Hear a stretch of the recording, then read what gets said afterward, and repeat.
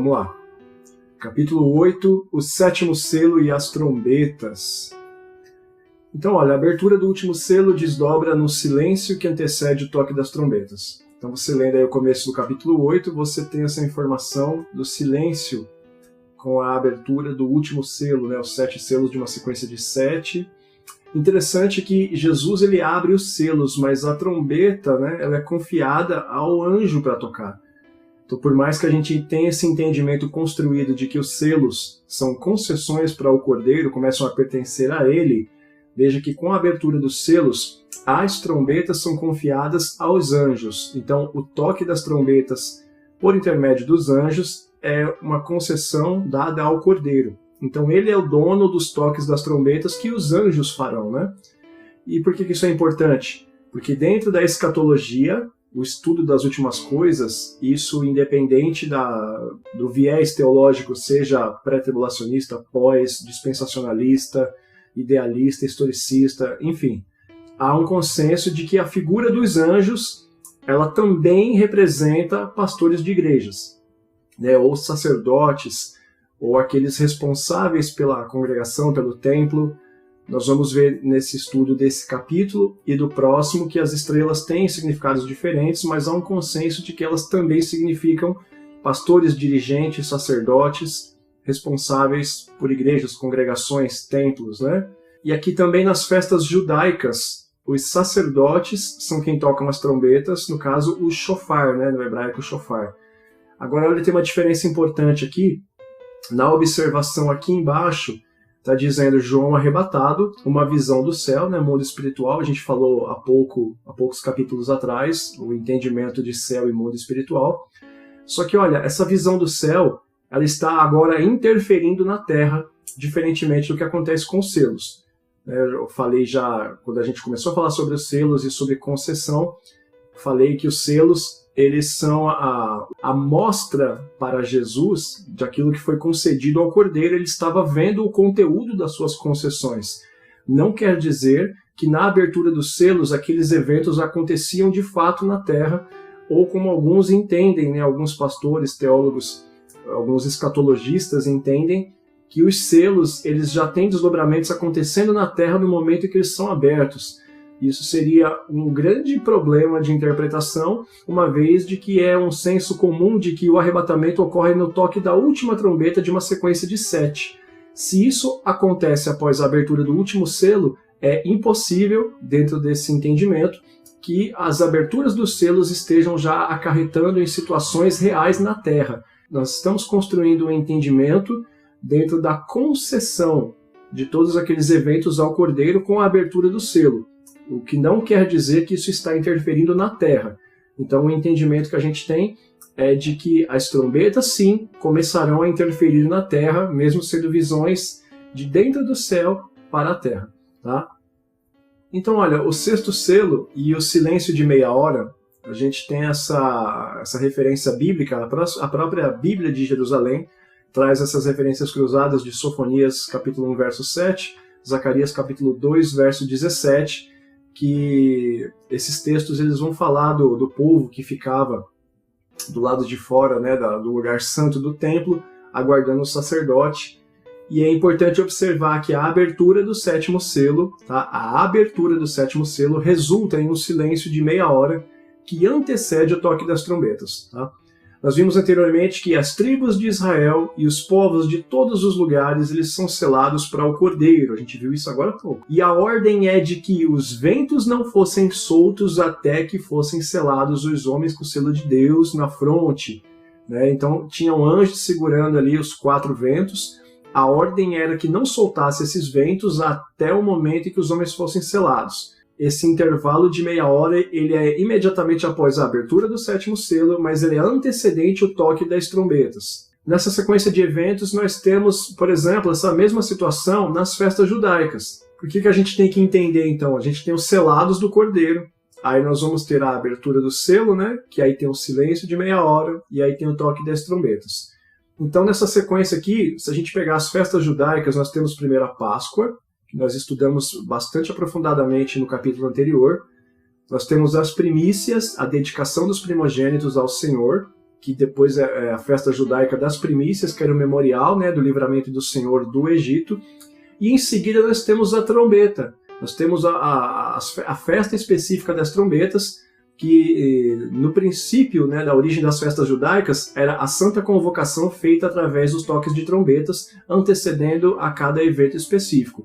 Páscoa, primícias, né, para depois do toque das trombetas, o dia da expiação, que é o Yom Kippur. Então, essa mesma sequência que a gente tem estudado, lembra do paralelismo progressivo, né, a prolepse, eu conto uma situação, avanço, volto, conto ela um pouquinho, avanço, volto, conto um pouquinho e avanço. Aqui, então, a sequência de eventos no nosso entendimento de que o que está acontecendo no céu aqui é um culto, é uma celebração, e está ocorrendo a sequência dos eventos das festas judaicas no mundo espiritual, e isso começa a partir de um certo ponto interferir na Terra, nós podemos identificar com os eventos que a gente está estudando as festas judaicas. Quem eu encontrei na internet que melhor explica o Apocalipse, vislumbrando também essa comparação com as festas judaicas, é o canal Graça e Conhecimento do irmão Thiago Tis. Para mim, ele é dos que eu encontrei, da vasta pesquisa de alguns anos, procurando esses conteúdos, entendendo, quem eu encontrei as melhores explicações ilustradas, com textos bíblicos explicando as festas, é o irmão Thiago Tis, do canal Graça e Conhecimento. Tá? Então, ele inclusive tem um estudo muito bom comparando os eventos do Apocalipse com a sequência das festas judaicas, e esse entendimento para mim faz completo sentido dentro da linha de raciocínio que eu sigo sobre interpretação do Apocalipse. Tá? Então você tem a Páscoa, é o livramento do Cordeiro ali, quando tem o selamento, que no Apocalipse nós entendemos que é os anjos segurando os 4 ventos até que os homens fossem selados. Depois nós temos ali, né, a dedicação aos primogênitos, que é aqueles que passam pelos ventos. Então nós temos os toques das trombetas, para em sequência aos toques das trombetas vir sobre as pessoas o dia da expiação, o Yom Kippur. E aí você tem os toques das trombetas, eventos de 10 dias, para que conclame o povo ao arrependimento, para então vir o dia da expiação ou o dia do perdão, que é quando você oferece o cordeiro, ele é sacrificado e você tem os seus pecados perdoados. Então, olha, nessa sequência de festas, o sacerdote ele ficava dentro do templo e o povo orando em silêncio do lado de fora, esperando até que ele saísse. Tá? Então, o entendimento aqui, na sequência das festas, junto com esse texto, é que após o momento dele estar ali dentro do lugar mais santo, onde só o sacerdote podia entrar, enquanto ele estava lá fazendo todo o processo ritualístico, as pessoas estavam do lado de fora aguardando e orando em silêncio, até esperar que o sacerdote saísse, e então os incensos fossem arremessados, e aí depois você tem os toques das trombetas, e aí depois você vai ter o dia do Yom Kippur, o dia da expiação, o dia do arrependimento. Então, o paralelo que nós fazemos entre o Apocalipse e as festas judaicas seria segundo esse entendimento. Por isso, justificaria, nesse entendimento, o silêncio de meia hora que antecede o toque das trombetas. Tá? Só que a gente precisa entender as trombetas, ou do hebraico shofar, ou chifre. Tá? A trombeta, a gente tem a visão do Império Romano em diante, que são as trombetas de metal, enfim, até a qual Paulo se refere, né? Se a trombeta der sonido incerto, quem se preparará para a batalha? Ele está falando ali sobre a importância do toque da trombeta e de discernir o que é o toque da trombeta. Veja então que a trombeta, que na cultura judaica é o chifre, que é o shofar, como nessa imagem você vê ele tocando aí, alguns vão chamar de berrante, não tem problema. A figura da trombeta sempre foi usada como alerta, como aviso, como toque de abertura, transição ou encerramento de solenidade. Então eu entendo que aqui começam os avisos do que viria a partir do toque das trombetas. Aqui é uma cooperação imediata entre os selos e as trombetas. Há uma cooperação, onde a sequência dos selos ela se encerra com a abertura da sequência das trombetas. Elas são cooperativas entre si. Agora, vamos continuar construindo esse entendimento. Os selos abertos concedem ao Cordeiro a posse e a autoridade sobre os eventos, sobre a história e a humanidade daquele momento em diante, a partir daquele momento. As trombetas são o aviso para a humanidade sobre tudo quanto pertencia a partir daquele momento, agora ao propósito do Cordeiro. Entende isso? Vamos recapitular. Os selos concedem a autoridade para o Cordeiro sobre todos os eventos a partir daquele momento. Ele passa a ser o dono. Todo o poder me foi dado no céu e na terra, como ele mesmo declara. As trombetas começam a avisar a humanidade tudo quanto agora pertencia ao Cordeiro. E isso, por que isso faz sentido? Imagina se no mundo espiritual, ao qual os homens físicos não têm condições de ver o que está acontecendo ou entender, que é o panorama daquele povo que estava vivendo debaixo do império de Domiciano, sem saber o que estava se passando no mundo espiritual, achando que Jesus não voltava mais, tinha esquecido da promessa, que Deus não se importava. A concessão ela é passada ao Cordeiro, no mundo espiritual, onde os homens, de forma física, não têm noção do que está acontecendo. As trombetas agora avisam aos homens, e a gente vai entender daqui a pouco, especialmente aos ímpios, que sim, o Cordeiro recebeu a autoridade e está avisando a humanidade, tocando a trombeta, para, assim como nas festas judaicas, conclamar o povo ao arrependimento até que viesse o dia da expiação. Percebeu como faz sentido? Você recebe a autoridade, o sacerdote, Jesus agora ele passa a ser de expiação, ele passa a ser sacerdote, conforme a carta aos Hebreus, né? Eu já falei que o maior entendimento é que o autor seja Apolo. Jesus ele tem a concessão, a autoridade é ele sai de expiação e vira sacerdote, apesar de ainda ser retratado como cordeiro, e isso não tem problema nenhum, não é escolher uma aplicação que melhor nos agrade, é o que o Apocalipse está dizendo. Ele continua sendo o cordeiro, mas ele é chamado de leão, visto como cordeiro, mas ele exerce agora sacerdócio. A gente vai ver isso, vai ficando mais claro conforme decorrer dos capítulos, tá? Ele tem a autoridade, a terra não sabe que ele tem essa autoridade, mas através do toque das trombetas, o povo é conclamado ao arrependimento, para que em seguida venha de fato o dia da expiação, o dia do arrependimento, que você já imagina qual é, né? O dia do Senhor, qual é o dia do Yom Kippur no mundo espiritual, que interfere na terra. Então vamos seguir aqui. Então nós entendemos que as trombetas elas são o conteúdo do último selo. Percebe isso? Que a abertura do sétimo selo, e que começa com o silêncio ali, a abertura do último selo, ela desencadeia o toque das 7 trombetas. Conforme o próprio texto vai dizer, o texto que nós estamos lendo do capítulo 8 vai dizer isso. A abertura do sétimo selo, ela desencadeia o toque de 7 trombetas. São dadas trombetas a 7 anjos para que comecem a tocar. Então é correto dizer, isso é consenso entre uma boa parte dos teólogos, tá? Aqui no caso não é unanimidade, mas há um consenso de que as 7 trombetas são o conteúdo do 7º selo, tá? Ou seja, então vamos lá, entendemos que as trombetas são o conteúdo do último selo, ou seja, os 7 avisos de Deus para a humanidade se arrepender são concedidas ao Cordeiro no último selo. É concedido ao Cordeiro a autoridade para exercer 7 avisos para conclamar a humanidade ao arrependimento por intermédio das 7 trombetas. Tá? Vamos ilustrar isso aqui. Então nós temos aí 7 selos já abertos, concedendo o seu conteúdo para o Cordeiro, mas nós temos o 7º selo tendo seu conteúdo revelado não como cavaleiro, não como sol escurecendo, nem como outras coisas que nós estudamos há pouco. O conteúdo do 7º selo são toques de 7 trombetas em sequência. Então, tudo o que acontece da primeira às 7ª trombetas é o conteúdo revelado do 7º selo. A abertura do 7º selo desencadeia no toque das 7 trombetas. Então, é absolutamente tranquilo e razoável entender que as 7 trombetas estão dentro do 7º selo, razão pela qual não pode ocorrer um arrebatamento antes de o 7º selo ser aberto, porque não existe trombeta. Eu já ouvi pregação, por exemplo, que as pessoas falavam, as pessoas, no caso, os pregadores, né, dizendo que os eventos do 7º selo, né, o anticristo, quando a gente entende que o primeiro selo é o anticristo, o cavalo branco, que o anticristo ele já está atuando no arrebatamento, mas isso é impossível, porque isso acontece no primeiro selo. E a gente aprende, segundo a própria ótica do Novo Testamento, que o arrebatamento é com a 7ª trombeta. O toque da última trombeta, o arcanjo, né, com voz de trombeta, o próprio Jesus fala, isso vai ficando mais claro, tá? Fica tranquilo que esse raciocínio se constrói e se mantém da mesma forma para que haja coerência.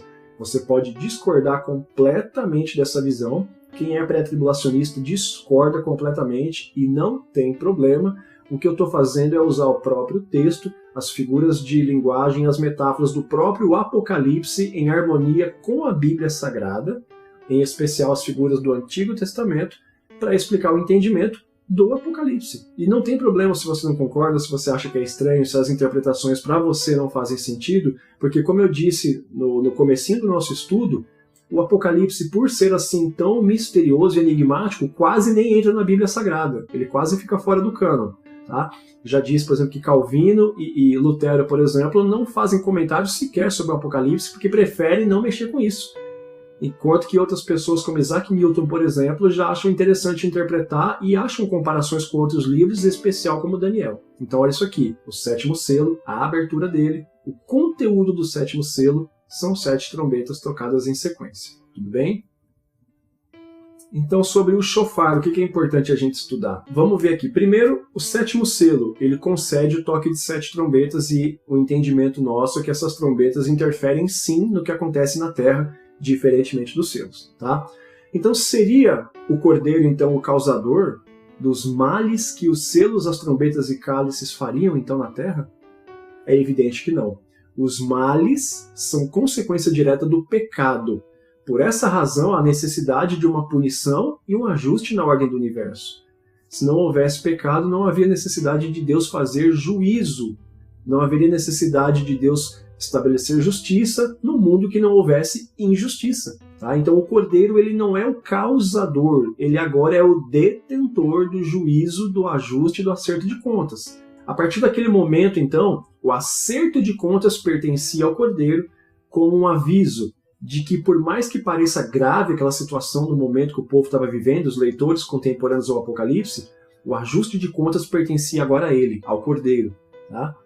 Imagina como uma analogia, só para ficar um exemplo mais ilustrativo, um presidente, seja qual for em qualquer época, ele acaba de assumir uma nação que ela está em crise, seja por gestões anteriores, ou enfim, o presidente acaba de assumir um país que está em absoluta crise.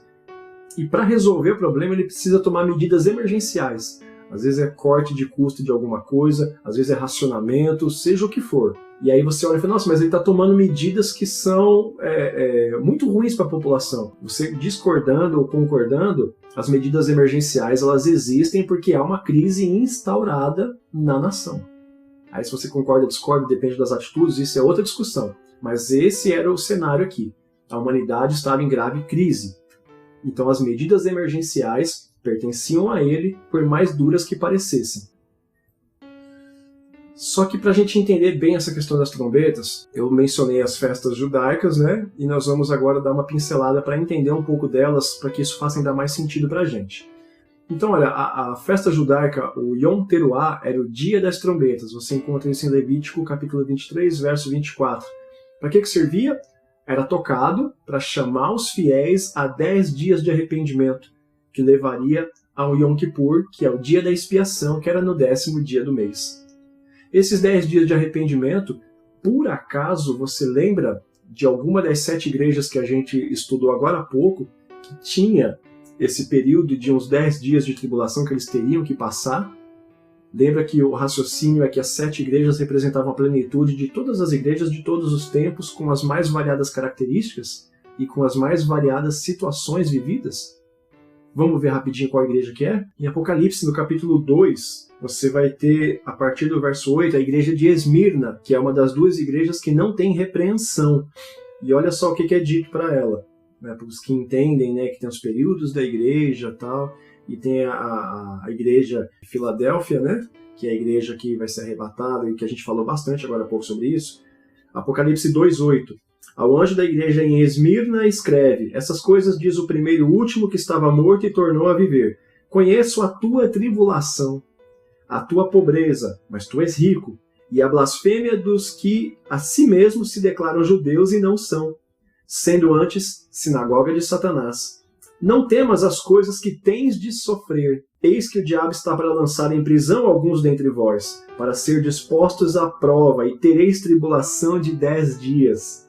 Ser fiel até a morte, e dar-te-ei a coroa da vida. Tá vendo? Não tem repreensão, mas para vencer ainda precisa cumprir um requisito, né? Lembra que toda a carta termina ao que vencer, tal. Então veja só, a igreja de Esmirna tinha ali uma situação de que passariam uma tribulação ali de 10 dias, que é uma referência direta aos 10 dias de arrependimento que é após o toque da trombeta, para chegar no dia da expiação. Então, ela não tem repreensão, mas é garantido que vai passar por uma aprovação de uns 10 dias, para então ela poder alcançar a vitória dela. E a vitória que é prometida para ela é a coroa da vida. Então, olha só, o toque das trombetas, que inicia períodos de crise, não seria a tribulação, os 10 dias de arrependimento que levariam ao dia da expiação? Então, na verdade, o toque das trombetas não deveria começar as tribulações que viriam a acarretar na sétima, que é o salvamento de Jesus? Esse entendimento não seria suficiente para entender que a igreja precisa passar sim por uma tribulação, os que estiverem vivos, evidentemente? Veja que as trombetas causam os eventos descritos nos selos. Aquilo que o selo concede, a trombeta causa aquilo lá. Em Mateus 24, e ainda assim, ao final delas, em especial ao final da sexta, a humanidade, assim como o faraó no Êxodo, não se arrepende. O toque das trombetas, levando para esse período de 10 dias de arrependimento até a expiação, ao toque das trombetas, a humanidade ainda não se arrepende do seu mal. Assim como em Mateus 24 Jesus fala isso, assim como você vai ter também no Êxodo as pragas, o arrependimento de fato vem após a 10ª praga, sendo que depois que o povo sai de fato é liberto, se intensifica, Faraó muda de ideia e vai atrás para perseguir. Todas essas associações que estão sendo faladas nos constroem um entendimento harmônico de que é muito improvável. Eu não vou dizer que é impossível porque eu preciso estar vivo lá e ver acontecendo. Mas de acordo com o entendimento escatológico que a gente constrói aqui, não tem como a igreja não passar por tribulação, ela precisa passar. Os que estiverem vivos vão passar nessa prova. De acordo com esse entendimento, a gente não tem como fechar os olhos para o fato de que sim, a igreja vai acabar passando por um período de tribulação. Então a gente vai continuar construindo esse entendimento aqui e eu espero que vá ficando mais claro para você, porque nós estamos usando a própria Bíblia para explicar a Bíblia de acordo com os entendimentos harmônicos do Apocalipse em relação ao Antigo Testamento. E aí a gente tem a sequência do texto que vai falar sobre o incenso acumulado e lançado sobre a terra. Aqui nós temos a figura de um anjo sobre o altar e não junto do altar, como as traduções mais comuns sugerem, inclusive a que eu tenho aqui, a ACF, né? Tem uma razão para isso, olha, a preposição epi, que está no grego ali, ela indica em cima, assim como, por exemplo, no termo epígrafe. Né? Você, quando vai fazer uma leitura bíblica na sua igreja, tem obreiros que, por costume, falam, né? A epígrafe do texto fala, né? As coisas dos últimos dias. A epígrafe do texto fala as bem-aventuranças. A epígrafe do texto nos diz o Sermão do Monte. A epígrafe quer dizer o quê? Em cima da escrita ou sobre a escrita. Epi, em cima, grafia, escrita. Em cima da escrita, sobre a escrita. Então esse anjo, diferentemente da tradução que fala junto do altar, estava sobre o altar. Aonde se colocava o sacrifício? Sim, exatamente. Tá? O altar do qual o anjo está em cima é o expiatório. Né? Esse altar, conforme a imagem está aqui embaixo, ela tem chifres nas pontas, o mesmo do tabernáculo lá do Êxodo. Né? Do Êxodo, assim, após saírem do Egito, você entendeu.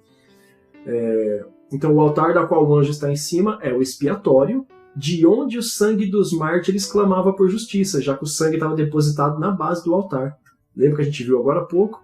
Tá? Desse altar da expiação, o anjo pega brasas e o incenso e lança sobre a terra. E biblicamente tem um significado isso, pegando lá no Pentateuco. Tá? Significa respostas às orações dos santos. Lembra que o sangue dos mártires clamava por justiça? Está recebendo agora. Tá?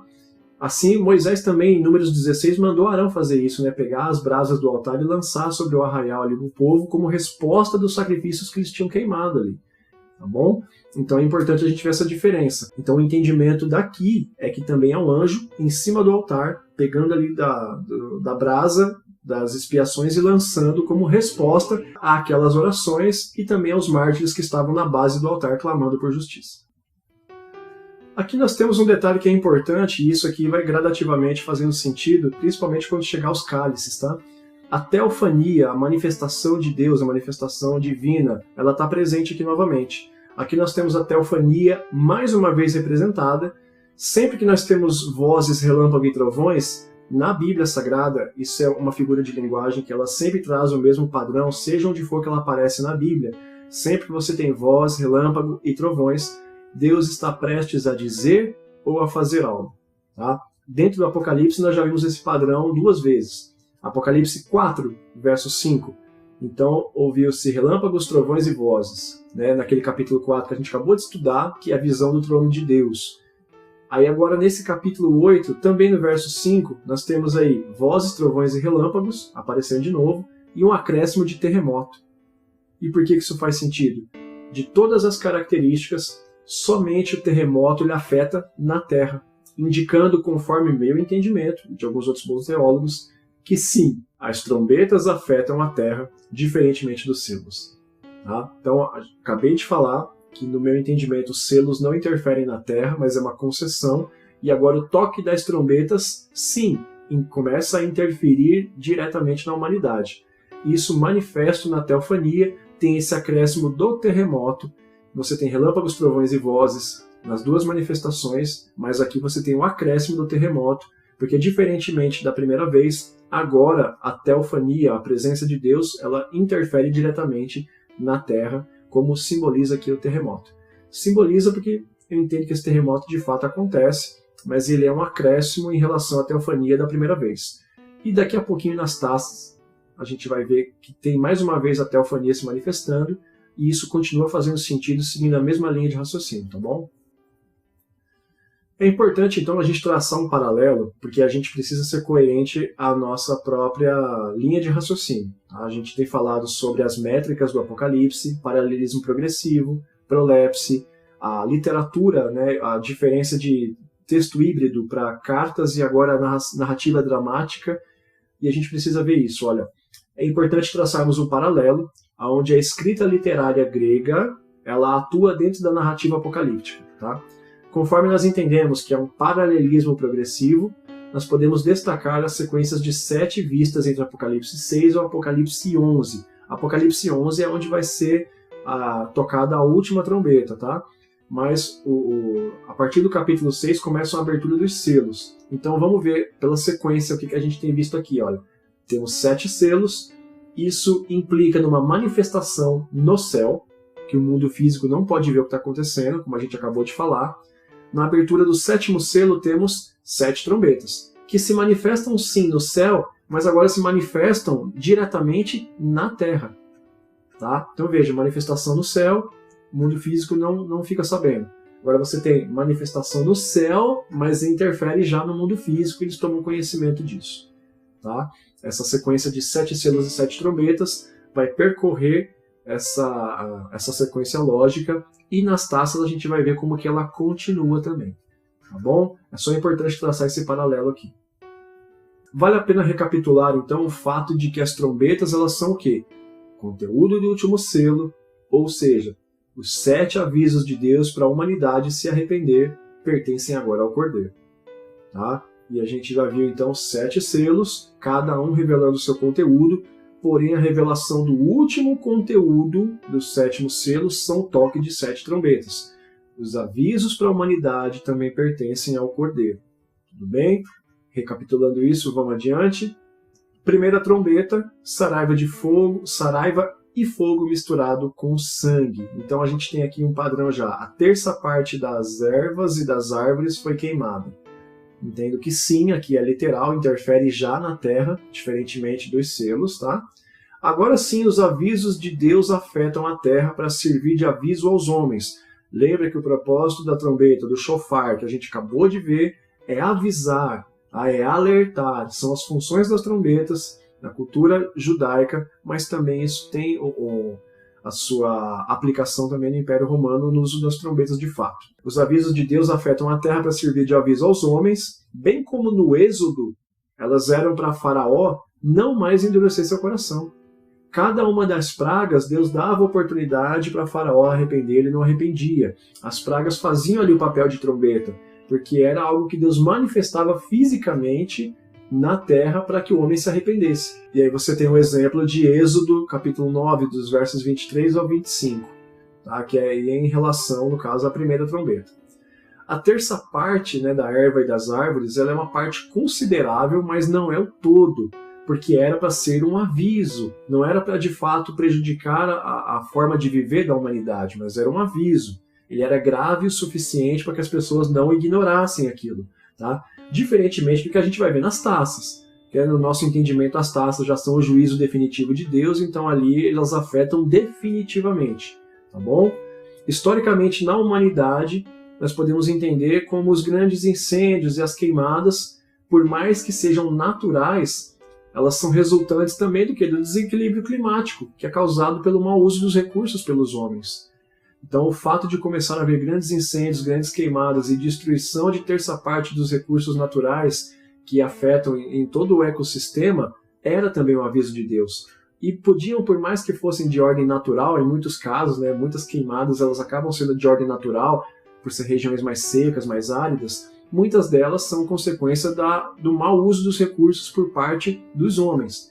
Tá? Então esse é um entendimento que a gente faz, e cada trombeta, é importante falar isso na primeira, é importante entender que cada uma das trombetas não afetou somente naquele período, mas é um recado que passa a ser dado até o desfecho da humanidade. Tá? O que também não quer dizer que o toque da primeira trombeta, o efeito dela se encerra com o toque da segunda. O que é tocado na primeira trombeta é um aviso. Esse aviso é repetido, mesmo que outras trombetas avisem de outras situações. Então, por exemplo, uma trombeta vai avisar de incêndios e queimadas. A outra trombeta vai avisar sobre grandes guerras. A outra trombeta vai avisar sobre, sei lá, doenças. Não tem texto que sustente o fato de que ao tocar uma trombeta ela não tem mais efeito a partir daquele momento porque entrou outra. Todas elas coexistem, como o próprio Jesus atesta em Mateus 24. Ouvirão de guerras, rumores de guerras, peste, fome, terremoto. Tudo isso passa a coexistir.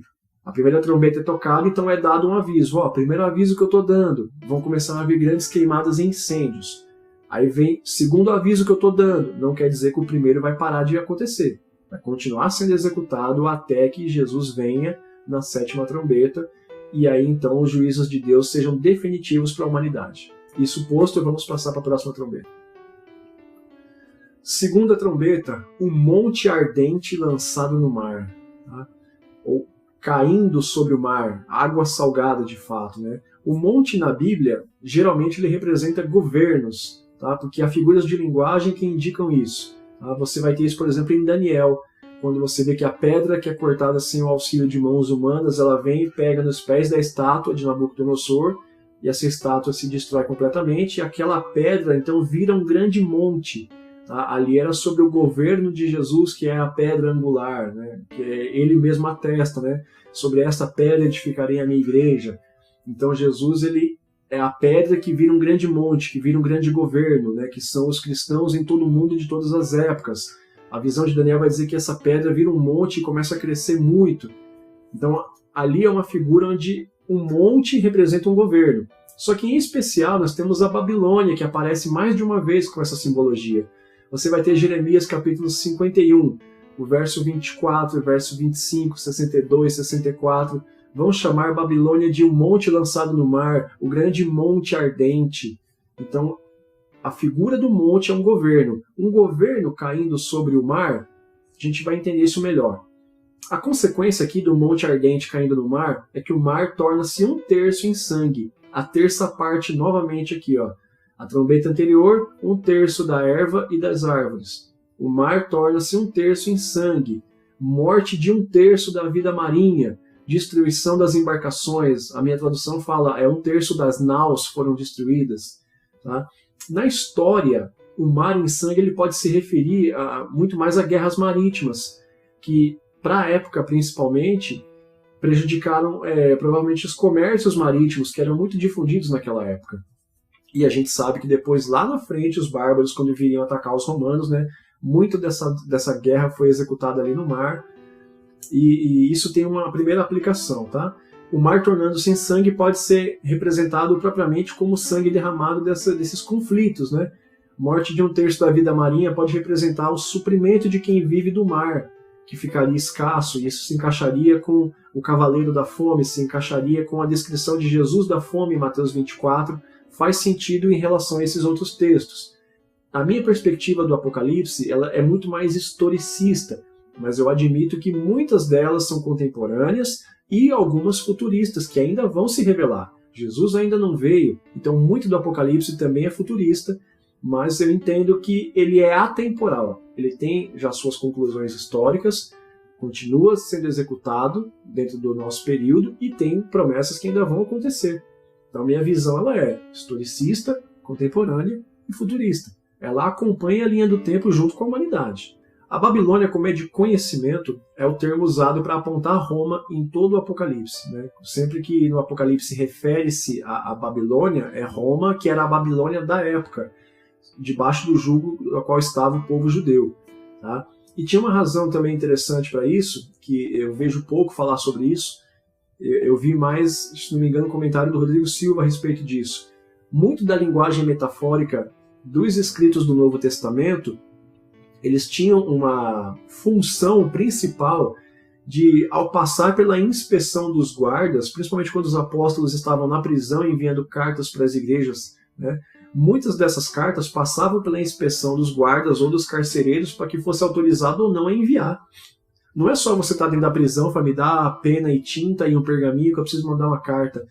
O conteúdo era analisado, sim, para saber se quem estava preso não estava passando informação para quem estava de fora, não estava incitando uma rebelião, organizando um conflito, uma revolta. Então, muito da linguagem metafórica tinha essa função de que os carcereiros ou os guardas não vissem nada que fizesse com que eles interditassem o envio daquela carta. Então, Deus, pensando nisso, é muito interessante como ele dá o nome do império da época de Babilônia, porque os leitores do Apocalipse, fora da prisão, entenderiam do que se trata. Tá? Se por acaso tivesse escancaradamente dito Roma como sendo o império que Deus destruiria e aquela coisa toda, essas cartas possivelmente não chegariam nas mãos dos destinatários, porque os carcereiros ou os guardas impediriam que elas fossem enviadas. Tá? É importante ter esse entendimento também. No caso dessa trombeta, a segunda, por se tratar de um aviso para que os homens se arrependam, né, Roma viria a cair pela mão dos bárbaros. A gente sabe, né, os germânicos depois viriam fortemente contra a Roma, né, conforme a história se confirmou, e não se arrependeram. Então era um aviso também para que, né, o faraó contemporâneo, que era Domiciano, libertasse o povo, parasse de oprimir o povo, e viessem alertas que o juízo de Deus viria sobre eles. Tá?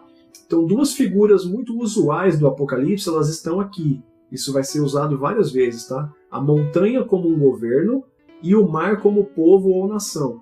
Quando a gente chegar no capítulo 17, o próprio anjo vai explicar para João aqui que os montes, eles são a nação e as águas sobre as quais a mulher estava em cima, aquelas águas eram tribos, povos, nações e línguas.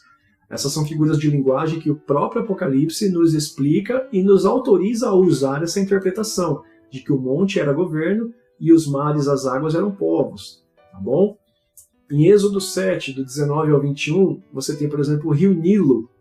Ele se converteu em sangue, prejudicou o comércio e o suprimento de água potável do Egito, né? Só que esse paralelo aqui, você vê que o mar se convertendo em sangue, você não tem nenhuma praga do Egito para traçar um paralelo. Mas a água se tornando em sangue, você tem esse paralelo com a próxima trombeta.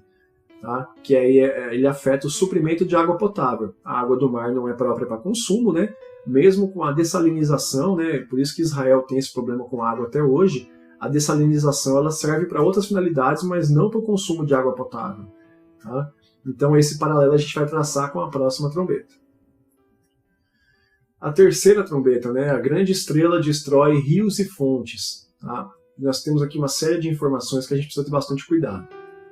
A estrela chamada Absinto, ela cai na fonte das águas e dos rios, prejudicando agora sim a água potável. Seria um aviso através da poluição das águas?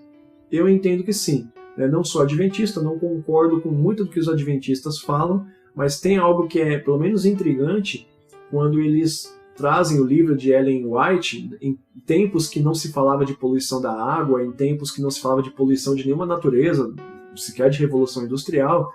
Ela falava ali acerca de que viria tempos que a água seria imprópria para consumo, seria como sangue de homem morto, que é um termo que a própria Bíblia vai usar, que se referia ao prejuízo em relação ao consumo de água potável. Tá?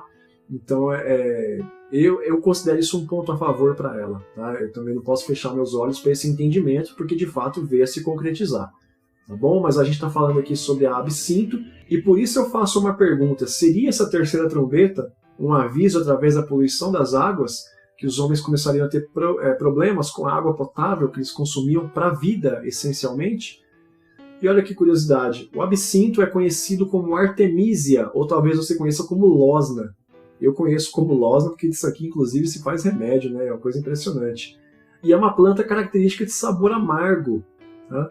Ela não tem paralelo com as pragas do Egito, apesar de as águas em sangue serem de água doce. Tá? Então, por exemplo, você não pode pegar um paralelo dessa trombeta diretamente com as pragas do Egito, apesar de que as águas que lá se convertem em sangue são águas de rios, que é água doce, assim como o caso dessa. Mas no caso dessa, a água não vira sangue, ela apenas fica imprópria para consumo, ela fica envenenada. Você só vai ter sobre água amarga em Êxodo 15, que são as águas de Mara, né, que o povo murmura, mas aí se a gente for querer traçar esse paralelo daqui com as águas de Mara, que não tem nada a ver com o juízo de Deus lá, seria uma inferência forçada para traçar um paralelo. E eu não faço isso. Então, uma coisa que eu não faço é inferência. Se o texto não traz a menor margem de que eu estou autorizado a usar aquela comparação, eu não uso. Coisa que eu não gosto é tipificação, analogia, inferência. Corre disso porque é querer forçar a barra para o texto dizer aquilo que ele não diz. A relação que a gente encontra do absinto é Jeremias 9,14, onde Deus punirá Israel com o absinto, com água envenenada, porque Israel abandonou a lei.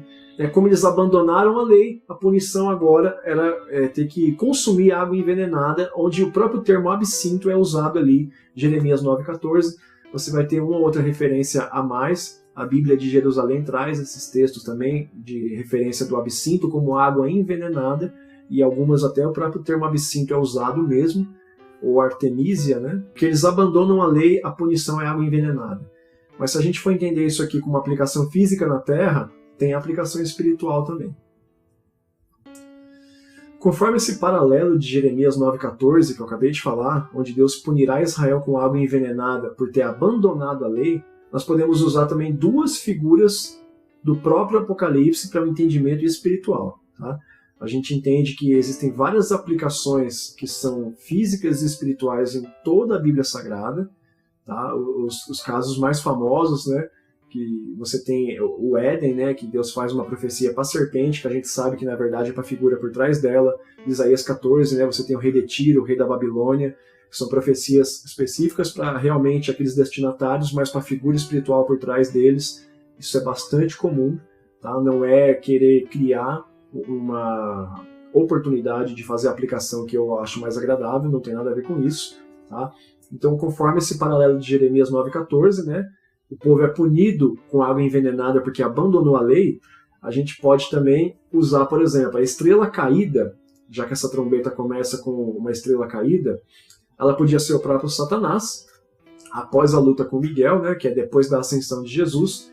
Nós vamos ver isso melhor no capítulo 12, e eu tenho toda uma série chamada No Princípio, que ela traz a explicação de porque eu entendo que o Satanás, de fato, ele cai na terra após Jesus subir ao céu, ressuscitado, e a luta com Miguel, o que não quer dizer que ele não atuava malignamente antes, mas ele cai de fato depois. Tá? Então essa estrela caída do céu, espiritualmente, poderia sim ser Satanás. Eu acredito que é bastante possível. Vejo que não tem problema nesse entendimento, não fere nenhuma teologia. E a água, figurativamente, é o que? Purificação dos pecados, sacia a sede, conforme os entendimentos do próprio Jesus no Novo Testamento e nos Evangelhos. A água que purifica os pecados e sacia a sede era entendida como a Palavra de Deus, a doutrina do próprio Jesus, que chamou-se a si mesmo de água da vida, que dele fluiriam águas vivas, e chamou-se a si mesmo de a Palavra, o Logos, que João vai atestar no seu Evangelho quando volta de Patmos e começa dizendo que o Logos a qual Heráclito se referia era Jesus. Então a gente pode entender a estrela que cai ali, o absinto, que envenena a água e mata os homens pela água, é Satanás, e a água que é envenenada é a lei, é a palavra. Tá? Então olha só qual seria o raciocínio espiritual da aplicação dessa trombeta. A estrela caída poluiria as águas e os homens abandonariam a lei do Senhor, a lei verdadeira, limpa, pura para consumo. Tá? A gente vai entender isso melhor em Apocalipse 17, sobre essa questão do envenenamento das águas. Né? Então o entendimento é que a estrela caída, que é Satanás, cai na água, que é a palavra, e envenena a palavra, fazendo os homens abandonarem a lei pura e limpa de Deus e ficarem agora numa água envenenada por Satanás. Tá bom? Espero que tenha ficado claro essa questão aí. Vamos avançar aqui. Quarta trombeta, agora a gente tem terça parte do Sol, da Lua e das estrelas danificadas. É do nosso conhecimento que se você olhar para o Sol ele está inteirinho, bonitinho, né? Então o que poderia representar essa terça parte do Sol, Lua e as estrelas danificadas pela quarta trombeta? Então vamos lá, podemos entender isso aqui de algumas formas, né? Como por exemplo as potências do céu abaladas, que a gente viu em Mateus 24, só que diferente do sexto selo que fala das potências do céu, nós sabemos que os astros ainda trabalham. Sol e a Lua, as estrelas ainda estão aí inteirão, não teve nenhum pedaço destruído, apagado nem nada. Só que olha só, por se tratar de períodos de aviso, que as trombetas são avisos, diferentemente dos selos, nós podemos então entender como a praga da escuridão do Êxodo 10, 21, 23, né? Fazendo um paralelo dessa trombeta com aquela praga do Egito, que fez uma grande escuridão sobre o Egito como uma forma de aviso, tá? Então, se a gente for traçar esse paralelo aqui, sabendo que esse aviso ele tem períodos, né, ele afeta as potências do céu, mas não definitivamente. Um terço aqui também é simbólico, porque quer dizer que afeta, mas não prejudica o todo. Essa questão de um terço, ela não é matematicamente literal, ela quer dizer que afeta uma parte, mas preserva o todo, para que não deixe de exercer o seu papel até que venha de fato um juízo definitivo. A gente viu no selo, por exemplo, que as potências do céu foram completamente abaladas. O Sol perdeu seu brilho, a Lua virou de sangue, as estrelas caíram no céu, o céu se enrolou como um pergaminho, as nuvens sumiram, os montes sumiram, a água cobriu as ilhas. Isso tudo são concessões ao Cordeiro, isso não aconteceu na Terra. Aqui na Terra começa a ter alguma coisa afetada em relação a Sol, Lua e estrelas. Tá? Como é que a gente pode entender esse aviso com base na praga egípcia à luz do contexto do Egito? Nós entendemos o quê? O escurecimento da religião. Lembrando que o paralelo aqui é o Êxodo, é o Egito, tá? Visto que os astros, eles eram geralmente deuses em diversas religiões, principalmente as cananeias, né? Então, seriam os homens mergulhados na escuridão, na cegueira da sua crença? É provável, tá? Pois no Êxodo havia iluminação de azeite nas habitações dos hebreus. Você tem, por exemplo, Salmo 119, 105, né? Que fala, lâmpada para os meus pés e luz para o meu caminho é a tua palavra. Por mais que você esteja em escuridão, a palavra, o azeite, né, é a iluminação no período mais escuro, mantém você no caminho. E na praga do Êxodo, da escuridão total, os egípcios estavam sob escuridão completa, mas na casa dos hebreus havia iluminação através do azeite. Então, qual que é o entendimento dessa terça parte do Sol, a Lua e as estrelas?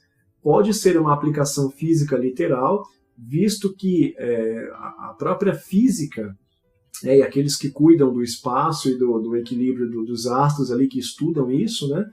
A própria NASA, vira e mexe, tem relatórios sobre o comportamento lunar diferente, que interfere nas marés, sobre estrelas que estão, às vezes, lançadas e entram em impacto com outros astros, o próprio Sol, que às vezes ele está muito mais, emitindo muito mais calor, e os raios ultravioletas são extremamente nocivos para a atmosfera terrestre.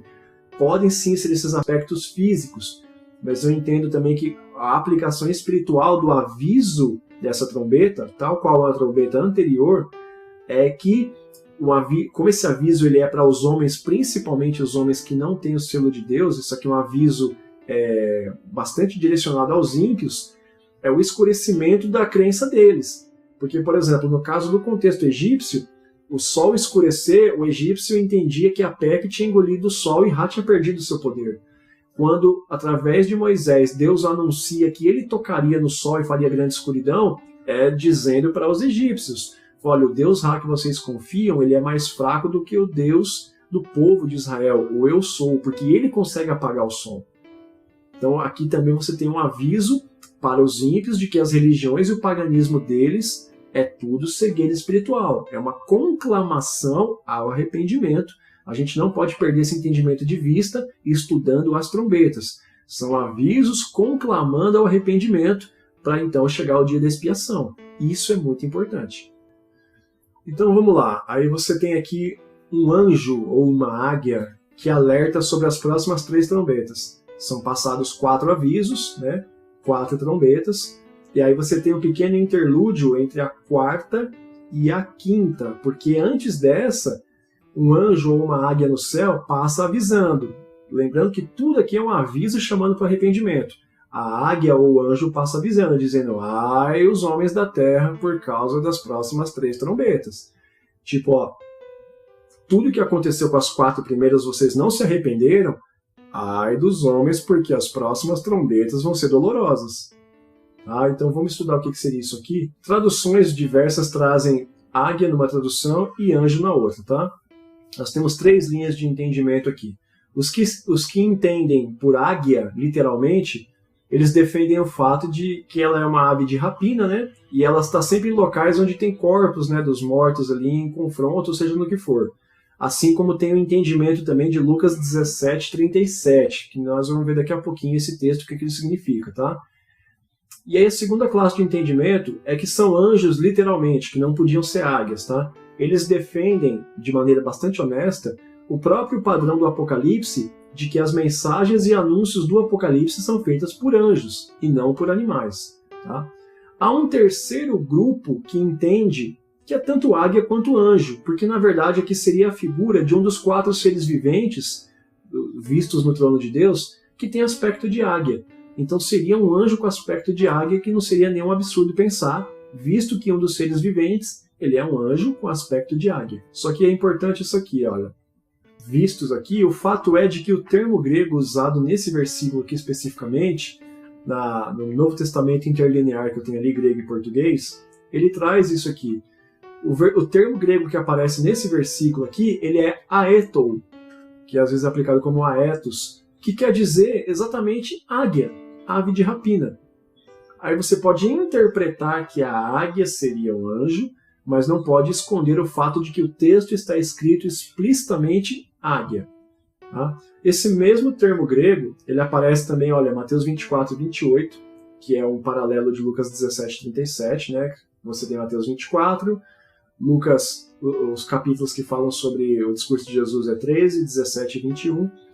Você tem Apocalipse 4:7, que é o aspecto do ser vivente na visão do trono, e Apocalipse 12:14, que a gente vai ver daqui a pouco, que é quando Deus dá asas de águia para a mulher fugir para o deserto. Tá? Agora uma atenção especial para Lucas 17:37, que é onde Jesus ele fala sobre os últimos dias como sendo os dias de Noé. Por que isso aqui é importante? Você, quando lê Mateus 24, você tem o famoso texto que fala, né? Assim como nos dias de Noé, os homens casavam, davam-se em casamento, bebiam, comiam, e não perceberam até que veio o dilúvio e os tomou. Esse verbo tomou, os que vieram, né? Veja qual é a classe de pessoas que está sendo falada aqui. Pessoas casavam-se, davam-se em casamento, bebiam, comiam, não perceberam até que o dilúvio veio e as tomou. Você entende que o dilúvio veio então e matou elas, porque a gente sabe que quem se salvou estava dentro da arca. Aí Jesus faz um comparativo. Assim será também naquele dia. E sempre que Jesus se refere aqui naquele dia, ele não está falando mais sobre o que acontece no ano 70, que é a destruição do templo. Sempre que ele usa mais naquele dia, e daquele dia ninguém sabe a hora, lembra que Jesus está respondendo 3 perguntas. Que sinais haverá da destruição do templo, da tua volta e do fim das coisas? Então Jesus ele fala sobre a destruição do templo, e sempre que ele se refere a naquele dia ou daquele dia, ele já está jogando para o futuro, que é a volta dele e o final das coisas. Tá? Então Jesus fala, assim será também naquele dia. Estarão 2 no campo, né? Um será tomado e o outro será deixado. Estarão 2 no moinho, um será tomado, o outro será deixado. Estarão 2 numa cama, um será tomado, o outro será deixado. A comparação aqui é o mesmo tomado dos homens que foram tomados pelo dilúvio e não perceberam. Casavam-se, davam-se em casamento, bebiam, comiam. Então o tomado não é bom, o deixado é bom. E em Mateus, ele vai encerrar aí. Agora em Lucas capítulo 17, tem uma continuação dessa mesma conversa, e no capítulo 1 você vê que Lucas ele interroga, ele procura investigar, ver as fontes para poder falar tudo certinho do que estava acontecendo. Tá? Lucas, então, ele continua o escrito aqui. Porque fala, estarão 2 no campo, um será tomado, outro deixado. Estarão 2 no moinho, um será tomado, outro será deixado. Estarão 2 numa cama, um será tomado, outro será deixado. No texto de Lucas 17, os discípulos perguntam, Senhor, para onde? Né? Vai ser tomado. Para onde? A resposta de Jesus é, aonde estiver as águias, ali estarão os corpos. Jesus está dizendo que o tomado morreu. E é o que o texto que vai dizer. A comparação dos dias de Noé é que os que não se prepararam, o dilúvio veio e os tomou. Então quando ele fala, assim será naquele dia, estarão 2 no campo, um vai ser tomado, é o que não está preparado. O deixado é o que foi preservado, que é o entendimento que eu tenho da igreja de Filadélfia, vai ser preservado da hora da tribulação. Assim como guardou a palavra, será guardado. Como é que você guarda alguma coisa? Você mantém ela segura. O guardar é manter seguro, entendeu? É que nem o exemplo que eu dei do cofre. Você guarda uma coisa dentro do cofre. Se o ladrão não consegue explodir o cofre, não sabe a combinação, ele pode roubar a tua casa. O que está no cofre está seguro, mas não foi poupado do assalto. Tá? É o que Jesus está dizendo aqui. A comparação é com os dias de Noé. A comparação que ele faz é com os dias de Noé. Quem é que foi guardado desse dilúvio que tomou as pessoas? Quem estava na arca. Qual a representação da arca? Estar seguro por Deus, sendo obediente às ordens dele. Noé creu na arca, construiu, foi obediente ao Senhor, o Senhor fechou a porta, o dilúvio veio e não lhe fez mal, porque ele guardou a obediência, a palavra, a confiança do que Deus mandou ele fazer. É assim que você é guardado da hora da tribulação. Então esse texto é muito emblemático, porque Jesus fala dos que foram tomados. Em Mateus 24 e Marcos 13 isso não acontece, mas em Lucas 17 você tem a continuação do texto. Senhor, tomados, mas para onde? E aí Jesus explica, onde você vê as águias ali, ó, ali vão estar os corpos. Porque a águia é ave de rapina. Ela se alimenta de restos ali, de corpos de pessoas mortas, um monte no mesmo lugar. Por isso eu entendo que a ave de rapina aqui literalmente está falando no céu. Por quê? Porque ela prevê que as próximas trombetas vão acarretar em muitos corpos, em muitas pessoas mortas. Por isso que é o ai. Ela fala, ai dos homens da terra por causa das próximas 3 trombetas.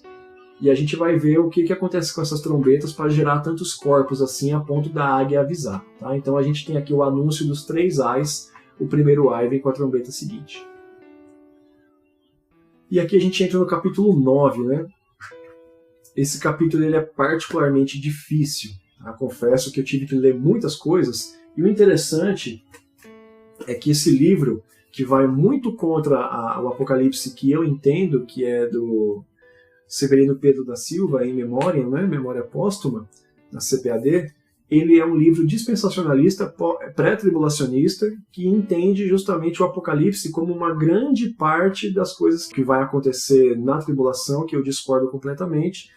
Só que essas trombetas, o entendimento que ele dá, ele traz um pano de fundo histórico muito enriquecedor. Como eu sigo uma linha bastante historicista, me ajudou bastante o entendimento trazido nesse livro aqui, que eu vou compartilhar com vocês. Também tem um pouco das observações feitas por Isaac Newton, claro que contemporâneas à sua época, ele entendia um pouco do que a gente vai explanar aqui, é evidente.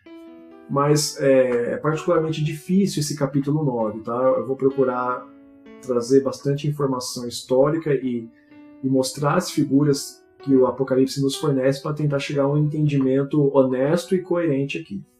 Mesmo que você discorde, eu procuro ser pelo menos honesto com a interpretação e a linha que eu sigo, para que mesmo que você discorde de mim, seja simplesmente por entendimento ou por interpretação, e não porque eu estou tentando ser desonesto e coagir ninguém a entender nada da maneira que eu quero. Tá? Então, olha, aqui nós temos uma visão de uma estrela, e um detalhe aqui, a gente acabou de ver uma trombeta que uma estrela caía do céu. No caso dessa estrela, a visão, João ele fala que é uma estrela que havia caído do céu. Ou seja, ela já tinha caído anteriormente à visão. Isso vai trazer alguns problemas para a gente na interpretação. Tá? No entendimento das metáforas do Apocalipse junto com o Antigo Testamento, tá? Eles em parceria, nós sabemos que as estrelas caídas, elas significam geralmente grandes líderes que foram destituídos ou derrotados. Tá? Uma interpretação comum é de que seria Satanás essa estrela que havia caído antes, só que nós temos razão para entender que não. Tá? Então, primeiro, para a gente não passar batido, a Bíblia Sagrada, quando ela traz, né, principalmente no Antigo Testamento, a figura de linguagem de estrelas caindo, a gente vai ter isso, por exemplo, em Isaías 14, Ezequiel 28, ela fala sobre a queda de grandes reis, chamados de estrelas. Eles são chamados de estrelas caídas, tal qual como anjos, como lideranças, enfim, são figuras de linguagem que a própria Bíblia nos permite usar essa representatividade, porque a Bíblia traz essa linguagem aplicada dessa forma. Tá? Um entendimento muito comum é de que, pelo fato de ser estrela caída, alguns já de cara associam com Satanás. Só que vamos entender o porquê que alguns bons teólogos entendem de que não pode ser ele. Tá? A primeira razão seria que Satanás ele não demandaria 2 trombetas dessas 7 para avisar que ele atua. Isso é um entendimento do povo judaico, que eles já tinham, isso foi passado para a igreja do princípio, sem a necessidade de trombetas para avisar. E outra, você avisar aos homens da atuação de Satanás através de 2 trombetas é desnecessário, porque esses homens não conhecem a linguagem e as figuras usadas pelos judeus do seu livro sagrado para entender que era Satanás ou não. Então é uma primeira razão pela qual não poderia ser Satanás aqui, porque não haveriam 2 trombetas de 7 para avisar que ele atua. Uma segunda razão é que Satanás ele não é responsável pelo abismo, conforme indica o texto. O texto vai dizer que essa estrela que havia caído anteriormente, ela recebe a chave do poço, que é a parte mais funda do abismo, para comandar o que dele sairia. Você não tem textos bíblicos que vai dizer que Satanás é responsável pelo abismo ou pelas partes mais baixas da terra física. Tá? Isso não aparece no texto. E uma terceira razão é que o Satanás, para a gente entender que isso aqui seria Satanás, ele teria um nome atribuído para si de forma inédita, como nós veremos a seguir. Você chamaria Satanás de Abaddon ou Apolion pela primeira vez na Bíblia toda, sendo que todos os nomes que são aplicados a ele já são apresentados em outras oportunidades. Isso vai ficar mais claro também no capítulo 12, quando os nomes que ele é usado para ele são dados por grau de comparação, mas Abaddon seria inédito. Seria inédito na Bíblia Sagrada aplicar Abaddon ou Apolion para Satanás. A gente vai ver isso melhor agora. Então veja, os gafanhotos vindos do poço do abismo. Poço é a parte mais baixa do abismo, sai então fumaça que escurece o sol, e sobem ali gafanhotos, isso após a estrela caída receber a chave.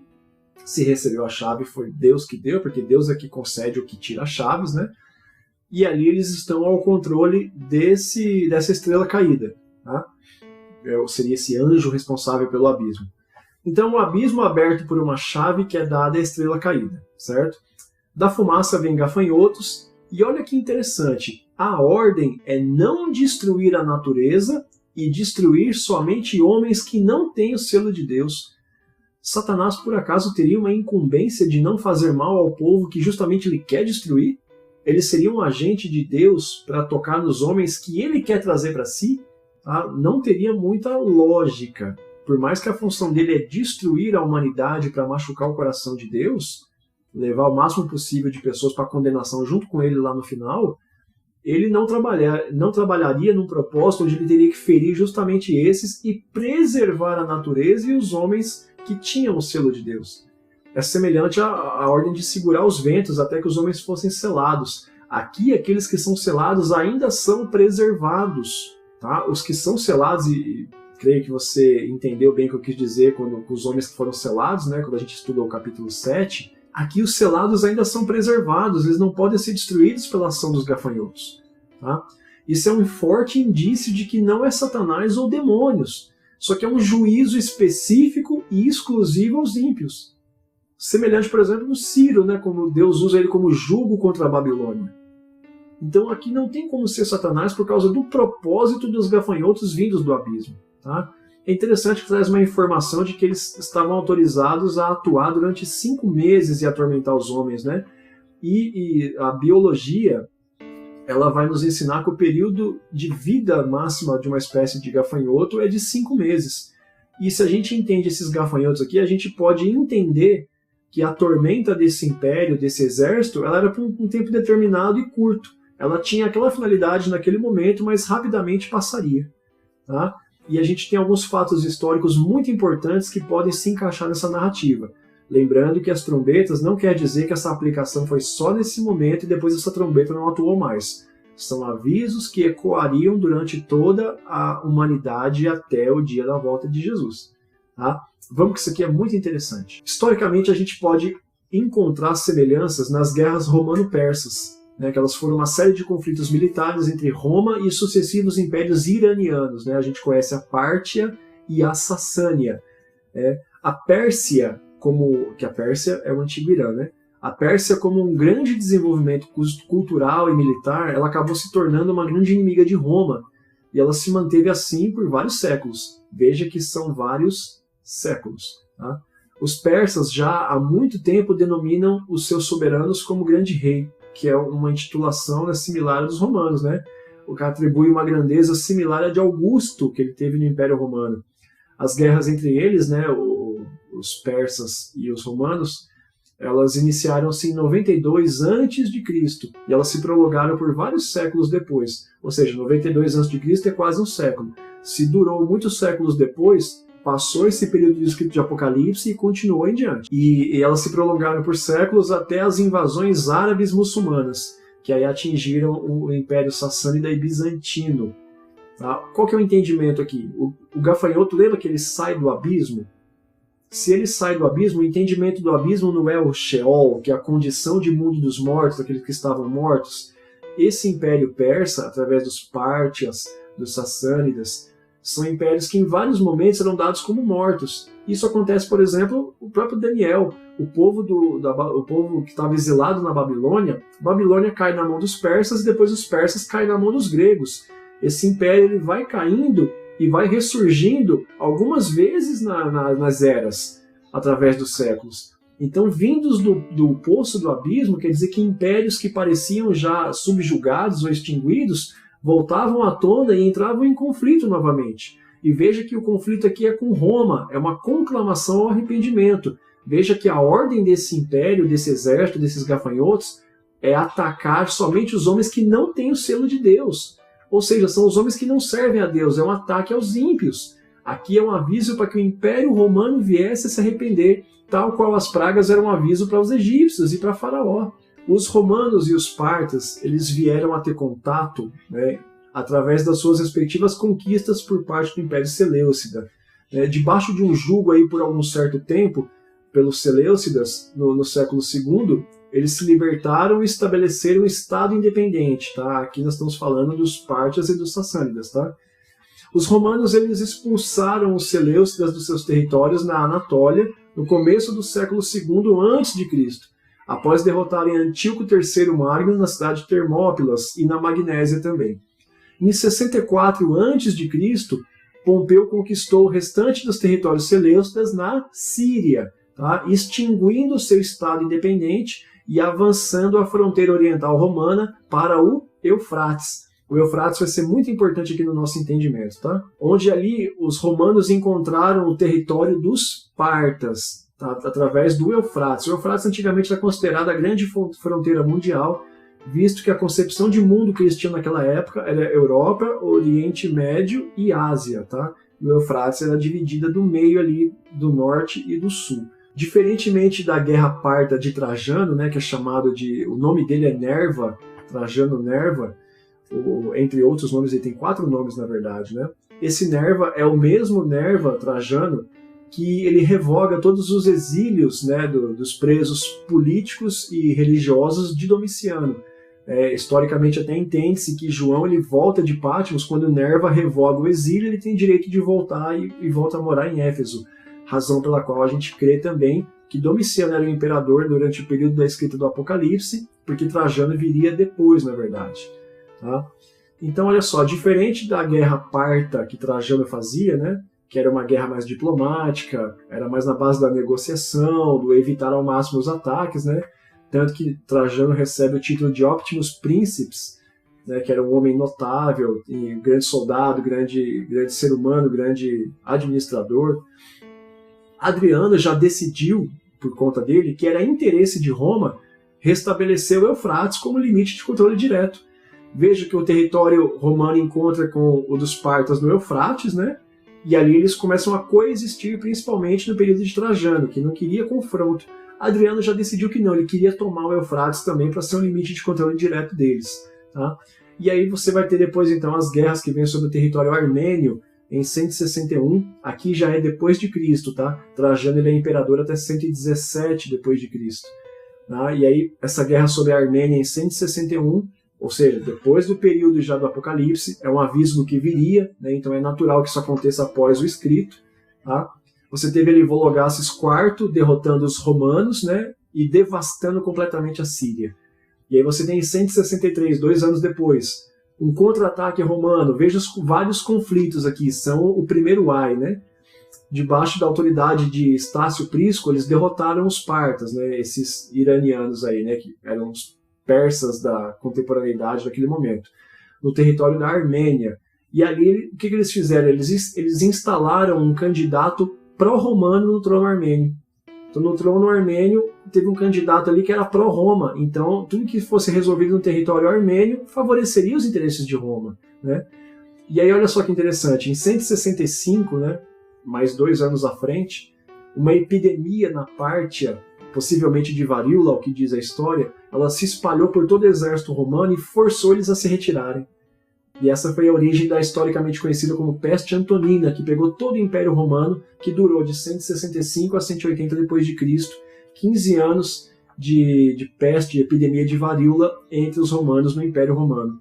Lembra que um dos cavaleiros era sobre a peste? Lembra que aqui você tem, nesse texto de Apocalipse 9, você tem os homens ali procurando a morte, sendo afligidos, a ferroada dos escorpiões faria com que eles agonizassem, mas não morressem, ficassem ali sofrendo de dor, mordendo a própria língua. Se nós entendermos que os partas, né, os sassânidas, que eles são iranianos ali, que são descendentes imediatos dos persas, eram povos vindos do abismo, ou seja, parecia que estava morto, mas voltava dos mortos e continuava lutando. Você vê que esses conflitos eles vão e voltam, vão e voltam. Se você entender que a história faz com que haja uma possibilidade bastante honesta de encaixar esses gafanhotos como esses persas, né, representados nos Pártias e nos Sassânidas, faz muito sentido que o ataque deles traga tantos ais para os romanos, né, seja pelo ataque, pelos constantes conflitos, derramamento de sangue, confronto armado, eles pegaram depois doença deles. Faz total sentido. Você pode não concordar com o ponto de vista historicista. O que eu discordo do ponto de vista historicista é que ele aplica exclusivamente à história, a tudo que está no Apocalipse. E eu entendo que a história, assim como a trombeta vai dizer, são avisos que vão continuar ocorrendo até o dia da expiação, conforme as festas judaicas. Então isso historicamente aconteceu aqui, no meu entendimento, mas o Império Romano e a potência que dominaria sobre o mundo posteriormente continuaria enfrentando impérios que pareciam derrotados. Então, impérios que estavam subjugados, depois se levantavam. Eu entendo dessa forma. Tá? São aplicações múltiplas ao longo das eras. Cada era, cada geração precisa do seu aviso, do seu toque de trombeta. Tá? Esse é o entendimento que eu faço em relação a essa questão histórica. Então veja, o pano de fundo histórico ele pode servir para nos ajudar a interpretar essa trombeta. Tá?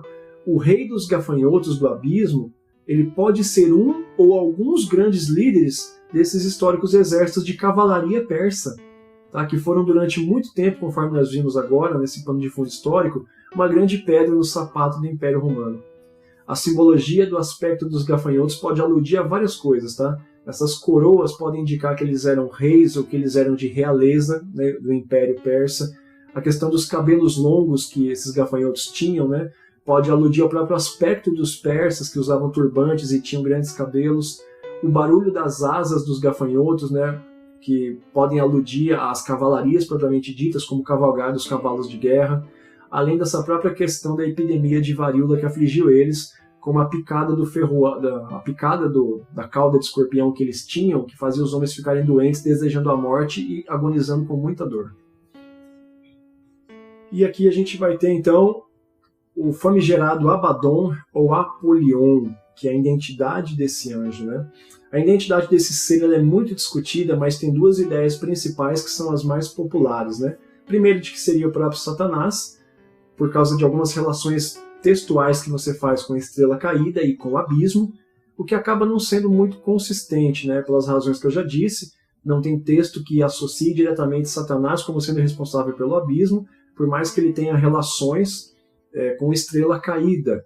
principalmente pelo entendimento de Isaías 14 e Ezequiel 28, eu entendo quem gosta de aplicar unicamente aquele texto como uma profecia direcionada ao rei de Tiro e da Babilônia, tá ok.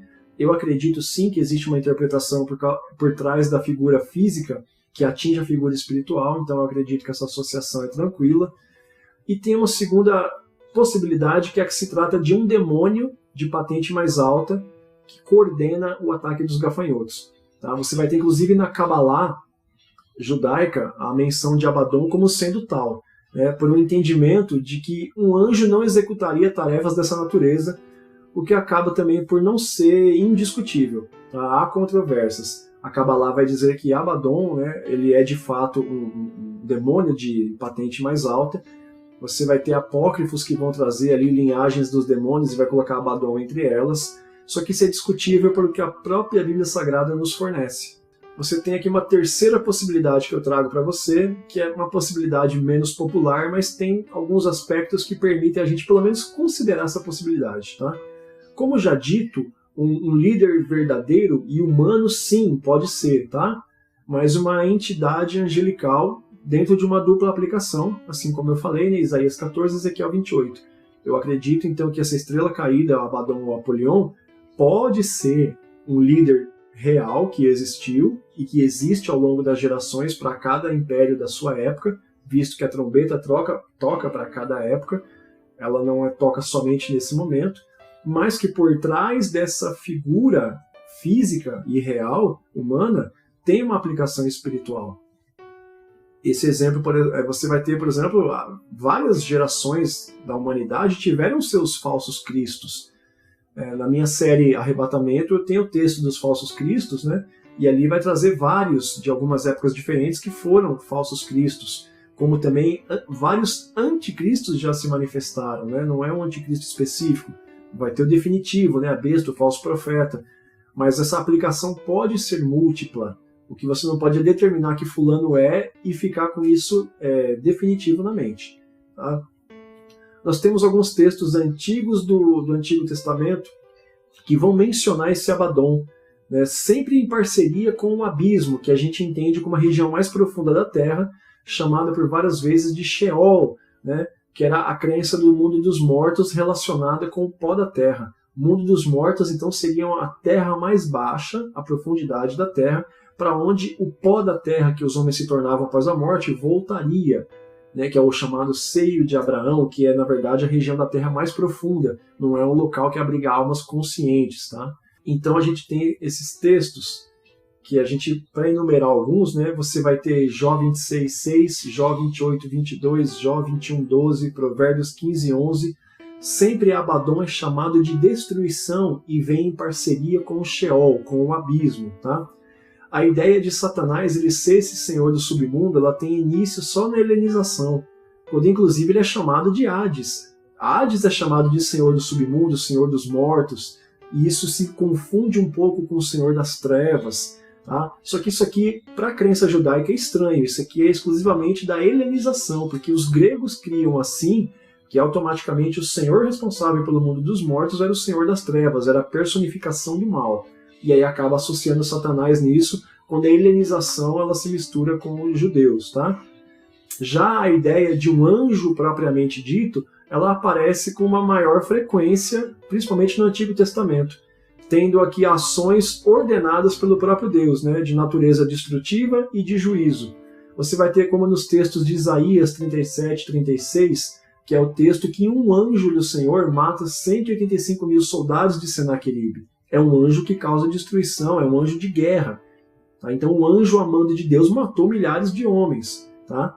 Você vai ter Êxodo 12:29, que é o que? O dia da 10ª praga. O anjo do Senhor, o anjo da morte, passa pelas casas e onde não tem o sangue ele entra e mata o primogênito. Tá? E 1 Reis 22:20, que é quando Deus ele pede que uma entidade espiritual entre na boca do profeta como espírito de engano. E ali um ser celestial ele se oferece para fazer esse papel. Tá? E uma coisa que a gente não pode perder de vista, o fato de o escritor do Apocalipse ter enfatizado o nome do anjo, tanto em grego quanto em hebraico, pode indicar que os leitores do Apocalipse daquela época saberiam exatamente a quem ele se referia. A ideia dele é que não tenha sombra de dúvida sobre de quem se tratava Abaddon ou Apolion.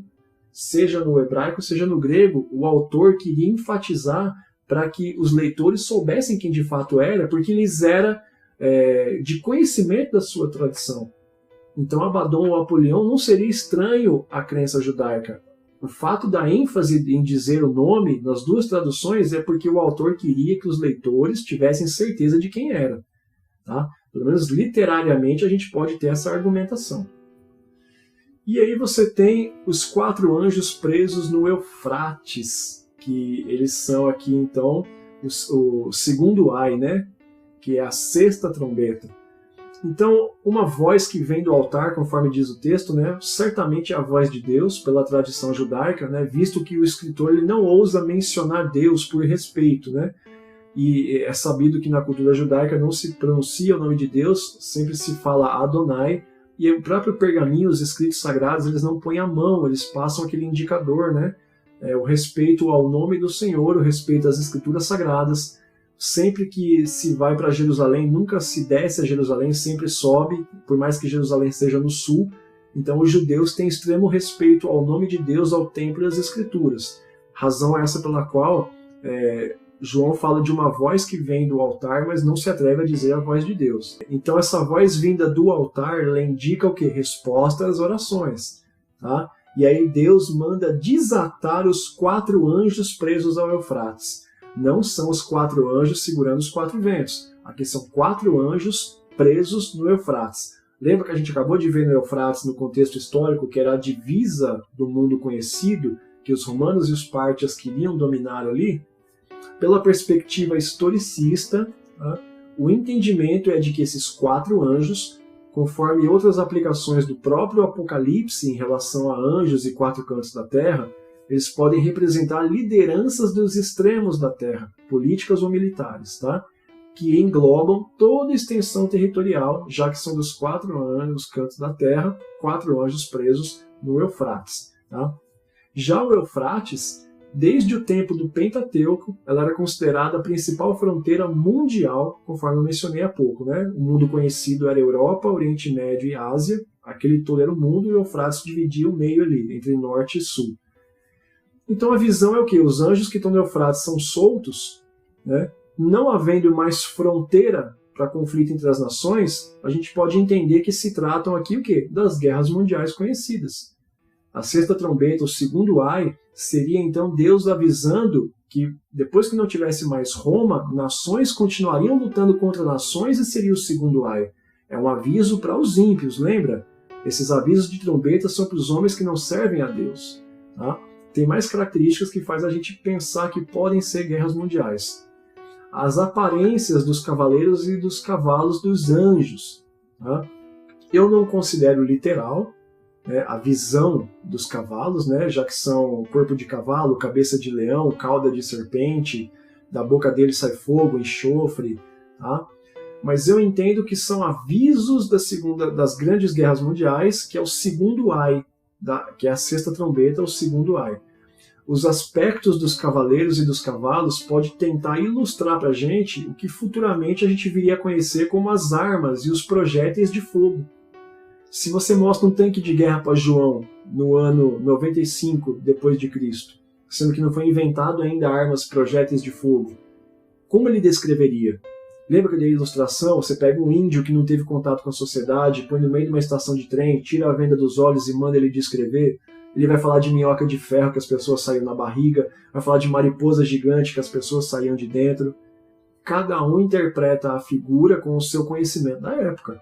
Eu não considero literal essa imagem, mas entendendo que seriam avisos das guerras mundiais do segundo ai, o aspecto dos cavaleiros e dos seus cavalos pode tentar ilustrar o que futuramente conheceríamos como armas e projéteis de fogo, de acordo com a capacidade intelectual e as imagens conhecidas de João na época da visão. Então, com o que ele conhecia na época, foi assim que ele descreveu. Tá? Então, olha, leões que lançavam fogo, enxofre, fumaça pela boca e pelas suas caudas, sendo apenas conduzidos por cavaleiros, poderiam ser muito bem tanques de guerra, entre outras armas de fogo dos nossos dias. Aqui eu faço uma pergunta, né? Poderiam ser? Eu entendo que sim, poderiam ser. Um detalhe importante, tá? Vale lembrar que a pólvora ainda não existia nessa época. A pólvora, a arma de fogo, foi criada só no século IX depois de Cristo. E veja que João ele relata que esses leões atiravam pela boca e atiravam pela cauda fogo, enxofre e fumaça. Poderiam ser projéteis de fogo. Tá? Então aqui eu entendo que poderiam ser avisos das guerras mundiais que viriam, porque os 4 anjos do Eufrates são soltos. Então não há mais limites de extensão territorial, não tem mais a divisa da terra que é o Eufrates. O mundo estaria em guerra com o mundo, seja de que canto fosse. É um entendimento historicista de avisos que viriam a seguir, e eu entendo que é honesto e coerente pensar assim. Uma hipótese que pode reforçar um pouco esse entendimento é do exército de 200 milhões que é mencionado aqui. Não tem território com contingente, né, com logística para esse contingente de exércitos, né, o que indicaria aí que seria um acúmulo ou mais de uma ocorrência, que haveriam mais de uma guerra, haveriam mais exércitos em vários momentos. 200 milhões é um número que me parece propositalmente exagerado, para indicar um grande contingente de exércitos em mais de uma ocorrência de guerra. Poderia ser uma soma? Dificilmente, mas a intenção aqui é ser uma hipérbole, um exagero. Tá? Outra situação interessante que a gente tem é que o texto vai dizer que existia uma autoridade na boca e na cauda do cavalo que feriam. Isso pode indicar o quê? Uma imposição de exército sobre o outro por ter maior capacidade bélica.